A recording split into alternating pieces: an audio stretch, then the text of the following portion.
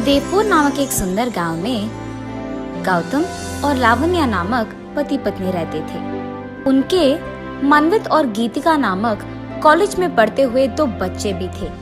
गौतम उसी गांव में फलों का एक दुकान लगाकर उसमें सारे प्रकार के फल लगाता था और उनके रस बना के उन्हें बेचकर आए हुए पैसों से अपने परिवार का देखभाल करता था।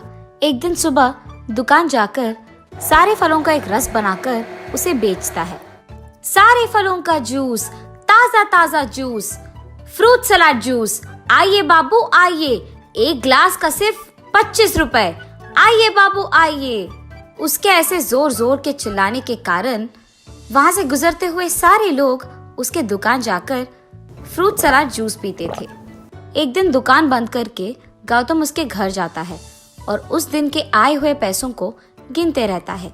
इतने में उसके बेटा और बेटी उसके सामने आकर खड़ा होके बिल्कुल चुपचाप रहते हैं। कुछ ना कहने के कारण गौतम उन दोनों को देखता है और ऐसे कहता है, मनवित, गीतिका, मुझे पता है तुम दोनों कुछ कहने आए, मगर बिना कुछ बोले ऐसे चुप क्यों खड़े हो? पापा, आ रहे 10 दिनों में मुझे और बहन को कॉलेज में फीस भरना होगा, तभी हम दोनों को वो एग्जाम्स लिखने देंगे।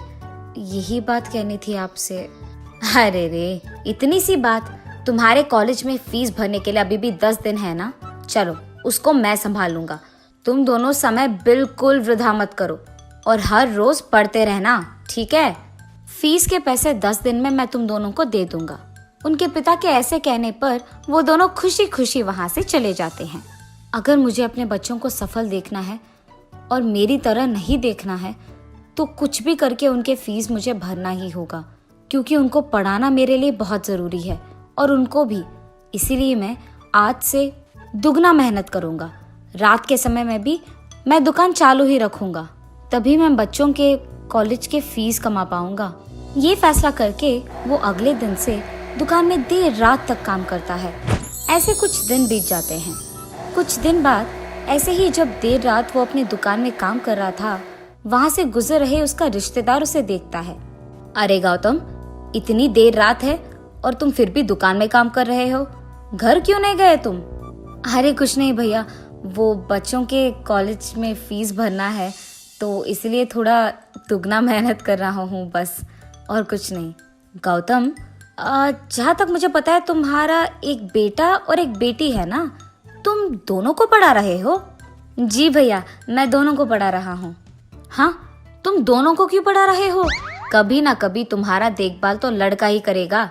लड़की तो शादी करके चली जाएगी ना, उसको पढ़ा के क्या फायदा? इससे बेहतर मैं ये कह रहा हूँ कि तुम बच्ची को पढ़ाना छोड़ दो। एक ना एक दिन उसकी शादी तो करानी है। इससे बेहतर तुम उसे पढ़ाओ ही नहीं और शादी करवा दो बस। सिर्फ बेटे को पढ़ाओ, तब तुम्हें ऐसे देर रात तक दुगना मेहनत करने की कोई जरूरत नहीं पड़ेगी। ऐसे तुम्हारा सेहत भी ठीक रहेगा और काम भी तुम आराम से सिर्फ सुबह के समय में कर सकोगे। खुश रह पाओगे, सोच लो। ठीक है, मेरा समय हो रहा है, मैं चले जाता हूँ, ध्यान रखना। ये कह के गौतम का रिश्तेदार वहाँ से चले जाता है। भैया भी तो सही कह रहे हैं, मैं जितना भी बेटी को पढ़ाऊं, एक ना एक दिन उसकी शादी तो करानी ही है, तो उसे पढ़ा के क्या फायदा? इससे बेहतर मैं अभी उसको पढ़ाना छोड़ दूंगा, सिर्फ बेटे को पढ़ाऊंगा और बेटी को घर पे रहने दूंगा। ऐसे मुझे ज्यादा मेहनत करने की जरूरत भी नहीं पड़ेगी। हाँ, यही अच्छा है। ऐसे गौतम बहुत देर तक सोचते रहता है। कुछ देर बाद दुकान को बंद करके वो अपने घर चले जाता है। अगले दिन सुबह मनवित और गीतिका कॉलेज में फीस भरने के लिए पैसे मांगने उनके पापा के पास जाते हैं। पापा, आज किसी भी हाल में हमें कॉलेज में फीस भरना ही होगा, वरना हमें परीक्षा लिखने नहीं देंगे। बेटा, ये लो तुम्हारे पैसे, जाके अपने फीस भरो। ऐसे कहकर वो उसके बेटे को पैसे देता है। पैसे देखते ही मनवित खुशी में गीतिका को भी भूल जाता है और वहां से कॉलेज चले जाता है। अरे पापा, आपने सिर्फ पैसे भैया को दिए हैं, आपने पैसे मुझे क्यों नहीं दिया? गीतिका, मैंने फैसला कर लिया कि तुम्हें पढ़ने की अब कोई जरूरत नहीं है। मैं तुम्हारी शादी करवाना चाहता हूँ। भैया के साथ तुम्हें पढ़ाने के लिए मुझे बहुत पैसों की जरूरत होगी, इसीलिए तुम घर पे ही रहो और सारे कामों में माँ की मदद करो। ये कहकर वो अगले दिन से बेटी की शादी के लिए जरूरी पैसों को कमाने लगता है। गीतिका उसके पापा का बात मानकर घर पे ही रहते हुए उसकी माँ की मदद करते रहती है। कुछ दिन बाद अचानक गौतम का सेहत खराब हो जाता है और वो कोई भी काम कर नहीं पाता है और घर पे ही रहता है।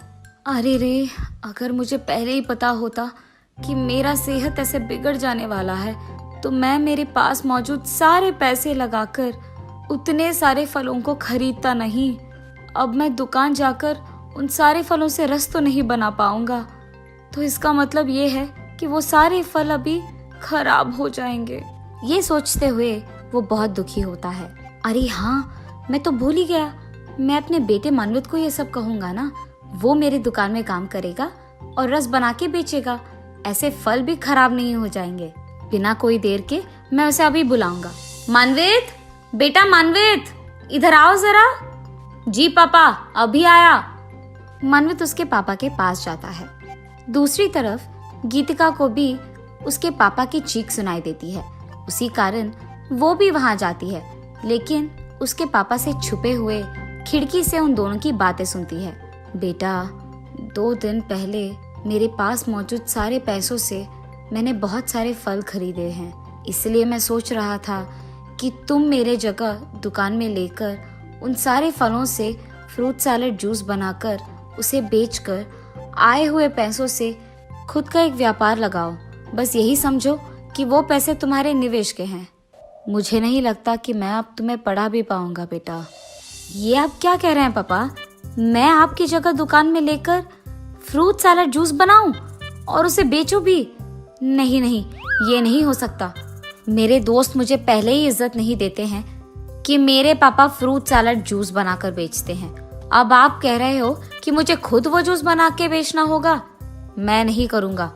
इससे बेहतर ये है कि मैं अपने दोस्तों के साथ कोई ना कोई जुगाड़ करके व्यापार लगा दूं।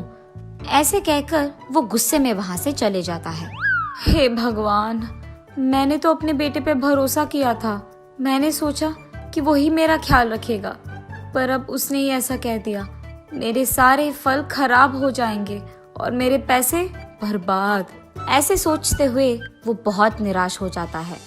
अरे रे, पापा का सेहत पहले से ही बहुत खराब है, ऊपर से वो बहुत दुखी है। मैं उन्हें ऐसे नहीं देख सकती। मुझे उनसे जाकर बात करना होगा। पापा, आप फिक्र मत कीजिए, भैया को उसका व्यापार करने दीजिए। मैं चलाऊंगी ना अपना दुकान। वैसे भी घर पे ज्यादा काम नहीं है पापा, तो मैं फ्रूट सैलेड जूस बनाकर उसे बेचूंगी। आप देखना। हाँ, बेटी, मुझे खुशी है कि तुम मेरा दुख नहीं देख पा रही हो और इसलिए मेरे पास आकर ऐसे कह रही हो, लेकिन तुम एक लड़की हो, तुम ये काम वाम नहीं कर सकती बेटी। घर पे ही रहो, तुम्हारा शादी हो जाएगा। बस माँ की मदद करो। पापा को बस ये लगता है कि मैं उनकी तरह काम नहीं कर पाऊंगी, लेकिन मैं उनको गलत साबित करूंगी। उन्हें बताए बिना मैं दुकान जाऊंगी, मिक्स फ्रूट सैलेड का जूस बनाऊंगी और उसे बेचूंगी भी। फिर उन पैसों को मैं पापा को दूंगी। हाँ, ये फैसला करके तब से गीतिका हर रोज पापा को बताए बिना वो उनके दुकान चले जाती थी और वहाँ मिक्स फ्रूट जूस बनाकर उसे बेचती थी। फ्रूट सैलेड जूस, एकदम नया तरीका से बना हुआ फ्रूट सैलेड जूस। आइए बाबू, आइए, जल्दी जल्दी आइए। गीतिका के ऐसे जोर जोर के चिल्लाने के कारण वहाँ से गुजर रहे सारे लोग उसके पास आकर उसका विशिष्ट फ्रूट सैलेड जूस पीते थे। उन्हें इतना पसंद आया कि उसके सामने भीड़ ही लगी थी। ऐसे गीतिका उसके पिता को बताए बिना दुकान जाकर उसे चलाने पर एक दिन सारे फल खत्म हो जाते हैं। उसी कारण तब तक उसने जितने भी पैसे कमाए थे उसके पापा को जाकर वो दे देती है और ऐसे कहती है, देखिए पापा, मैंने अपने दुकान में आपकी जगह ले ली और मिक्स्ड सैलेड जूस को बेचकर आए हुए पैसे ये हैं। इन पैसों से मैं सोच रही हूँ कि और फलों को खरीदूं और उनकी रस बनाकर उसे बेचकर आए हुए पैसों से दुकान ऐसे ही चलाऊंगी।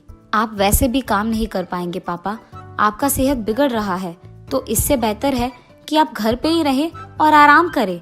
दुकान मैं चला लूंगी पापा। ऐसे ही वो अपने पिता को समझाकर उस दिन से दुकान चलाने लगती है। ऐसे कुछ दिन बीत जाते हैं। एक दिन ऐसे ही जब मनवित उसके दोस्त के घर जा रहा था, रास्ते में उसे अपनी बहन दुकान के पास दिखाई देती है। उसे देख वो गुस्से में उसके दोस्तों के पास जाकर ऐसे कहता है, मैं बहुत नाराज हूँ। अरे मनवित, क्या हुआ तुम्हें अचानक? मुंह तुम्हारा ऐसे लटका क्यों है? यार, मेरी बहन बहुत काम कर रही है और दूसरी तरफ मैं कोई काम नहीं कर रहा हूँ। व्यापार को शुरू करने के लिए निवेश के पैसे तक नहीं है मेरे पास। उसी को ढूंढते ढूंढते मैं ऐसे बन गया, कहीं नालायक ना बन जाऊं।